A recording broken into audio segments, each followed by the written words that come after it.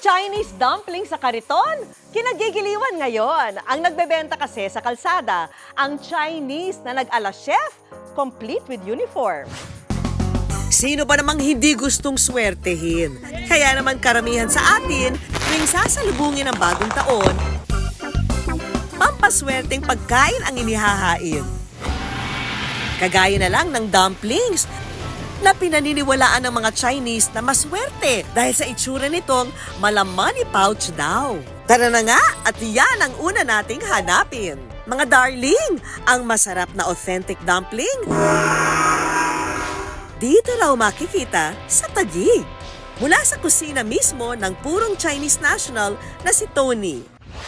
At kung akala nyong sa 5-star hotel o isa sa mga nagsososyalang resto sa Taguig ang food trip natin, kalma bes! Dahil ang dinarayong authentic dumpling, dito sa tabing kalsada pala makikita. At ang agaw pansing bihis ng tindero nito, isa lang daw palang costume. This snack is from my hometown, Shandong province. It's very popular there. And I think most Filipino people don't have the chance to taste it. I think that's a good idea. So we start this business. Pero si Tony, hindi pala isang tunay na chef, kundi isang empleyado sa BPO company. When the pandemic hit, comes we work from home. By that time, I already have the idea to start my own business. Ang recipe ng authentic dumpling na tinitinda, itinuro sa kanya ng isang Chinese chef. Maging ang mga pampalasa, mula pa raw sa China. May palamang pork and green onion ang dumpling nila na binalutan ng steamed bun.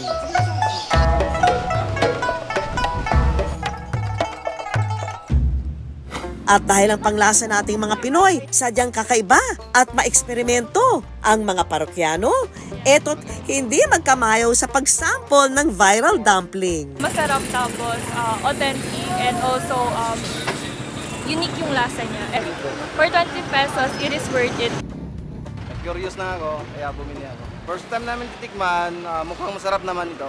Sa negosyong ito, katuwang ni Tony ang Pinay na asawa na nakilala raw niya sa social media. Nagkakilala po kami sa Facebook. Doon na po nag-start yung communication namin. 2018, nang umusbong ang pag-iibigan ng dalawa.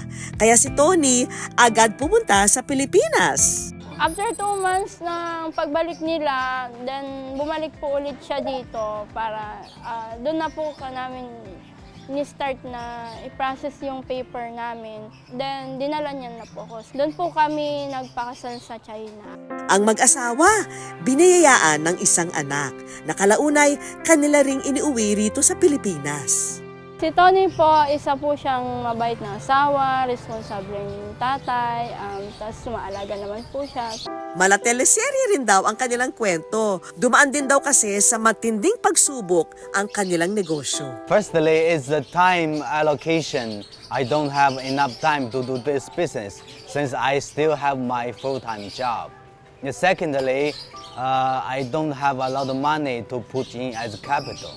Nag-start kami, 500 grams lang po siya, then 27 pieces po. Naubos po namin, so nagre-range po siya ng almost 1,000 lang po a day. Dito raw naisip ni Tony na magsuot ng uniforme ng isang chef habang nagtitinda ng dumplings sa palengke. Dahil sa paandar niyang ito, Talagang mapapansin mo siya. Dahil naka-chef uniform at naka-chef toque pa yan. naispatan siya ng mga netizen at agad nag-viral sa social media. At galing pa nga siya sa mainland China.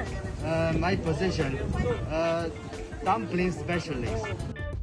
Actually, I'm very happy to see that people like it. By that time, we actually still losing money. We didn't earn much money, but I'm very happy when people just taste, wow, it's really amazing. Pero bukod daw sa timpla, ang good news niyang dala, ang kanyang authentic Chinese dumplings abot kaya sa murang halaga. Only 20 pesos per piece, yes. We give discount 6 piece for 100 pesos. Hello, man, Kaposo. Join me to sell dumpling in Palenque. Gamit ang kanyang paandar na bisikleta, itong si Chef umariba na sa pagtitinda. Pero sa kalsada palang papuntang palengke, ang mga customer, abay, hinarang na siya para bumili. Pasok mga suki! Pili na kayo! Naglakad siya galing China! 5 pieces Eto, at may pa-promo pa siya ha. Buy 5, get 1 free. Ang ganyan, ako ano ba yan? Ngayon ba ko nakakita ng ganyan?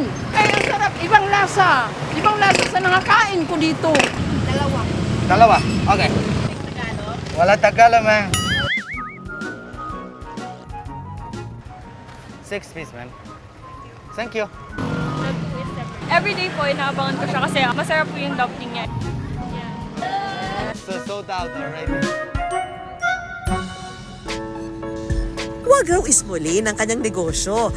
Dahil kahit laku-laku lang sa kalsada at palengke, sa maniwala kayo o hindi, kumikita raw sila ng halos 200,000 kada buwan. Kaya napagdesisyonan niyang mag-resign na sa trabaho para maging full-time negosyante.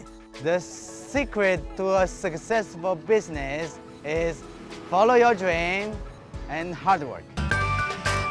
Kaya ngayong New Year, magpakabusog sa pasabog na dumpling at malay nyo, kayo naman ang swertehin.